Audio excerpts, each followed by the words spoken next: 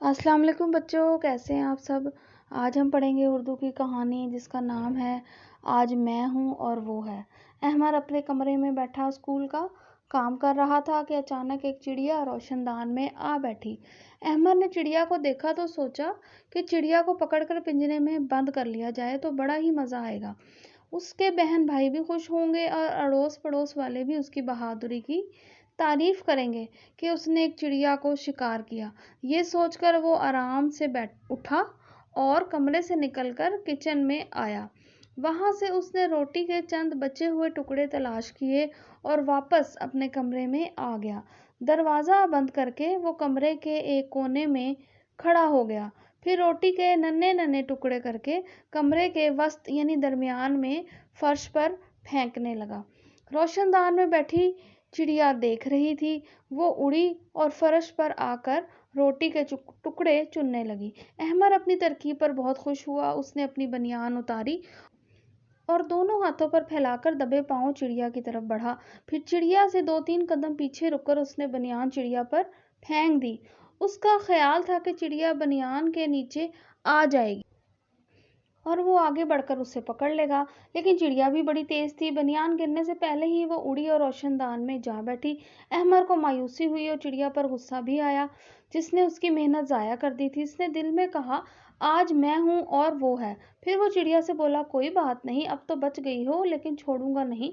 दूसरी या तीसरी बार तुम नहीं बच सकोगी। इसने आगे बढ़कर बनियान उठाई और दोबारा कोने में खड़े होकर चिड़िया की तरफ देखने लगा। चंद लम्हों बाद चिड़िया फिर नीचे आ बैठी, रोटी का टुकड़ा उठाने लगी। इस बार अहमद ने तेजी से बढ़कर बनियान उस पर फेंकी, लेकिन चिड़िया फिर उड़ गई और रोशनदान में बैठकर यूं भुदकने लगी जैसे अहमद की नाकामी पर खुश हो रही हो। अहमद ने गुस्से से घूरते हुए कहा, अच्छा, तुम समझती हो कि हर बार यूं ही बचती रहोगी। अगर तुम्हारा ये ख्याल है कि मैं हिम्मत हार कर बैठ जाऊंगा तो ये ख्याल दिल से निकाल दो। मैं इरादे का बड़ा पक्का हूँ। महमूद गजनवी ने हिंदुस्तान को फतह करने के लिए 17 हमले किए थे और हिम्मत नहीं हारी थी। मैंने अभी 2 मरतबा ही कोशिश की है। कसम से जब तक तुम्हें पकड़ न लूँ चैन से नहीं बैठूंगा। तीसरी मरतबा चिड़िया रोशनदान से नीचे फर्श पर आई तो अहमद ने इस पर बनियान फेंकी। इस बार चिड़िया फिर बच गई और अलमारी पर रखे गुलदान पर जा बैठी। अहमद गुस्से से दांत पीसता हुआ उसकी तरफ झपटा तो चिड़िया होशियार थी। जो ही अहमद ने करीब आकर उस पर बनियान फेंकी, चिड़िया एकदम उड़ी और बनियान गुलदान से जा टकराई। नतीजे में गुलदान फर्श पर आ गिरा और टुकड़े टुकड़े हो गया। चिड़िया फुदकती हुई रोशनदान के रास्ते बाहर निकल गई। शीशे से बना हुआ गुलदान फर्श पर गिरने से अच्छा खासा धमाका हुआ था। शोर सुनकर घर वाले अहमद के कमरे की तरफ भागे। इनके दौड़ने की आहटें सुनकर अहमद डर गया कि अब अम्मी अब्बू इसे गुलदान तोड़ने के जुर्म में सजा देंगे। वो खौफजदा होकर चारपाई के नीचे छुप गया। चंद लम्हों बाद दरवाज़ा खुला। इसके माँ बाप अंदर आए। अहमद का भाई शहरयार और बहन नीलोफर भी साथ थे। अरे, अहमद कहाँ है और ये गुलदान किसने तोड़ा है? बाप ने हैरान होकर पूछा। हाय, कितना खूबसूरत और कीमती गुलदान था। अहमद की माँ अफसोस करने लगी। अहमद का बाप अहमद को आवाज़ें देने लगा, अहमद, अहमद, तुम कहाँ हो भाई? अहमद सजा के खौफ से कुछ न बोला और चारपाई के नीचे दुबका रहा। इसकी माँ ने भी आवाज़ दी, अहमद बेटा, तुम कहाँ हो? गुलदान किसने तोड़ा? नीलोफर ने ज़रा झुककर चारपाई के नीचे पड़े अहमद को देखा और हंसते हुए कहा, अम्मी, अहमद चारपाई के नीचे छुपा हुआ है। बाप ने झुककर अहमद को देखा और हंसते हुए इसका बाजू पकड़कर बाहर खींच लिया।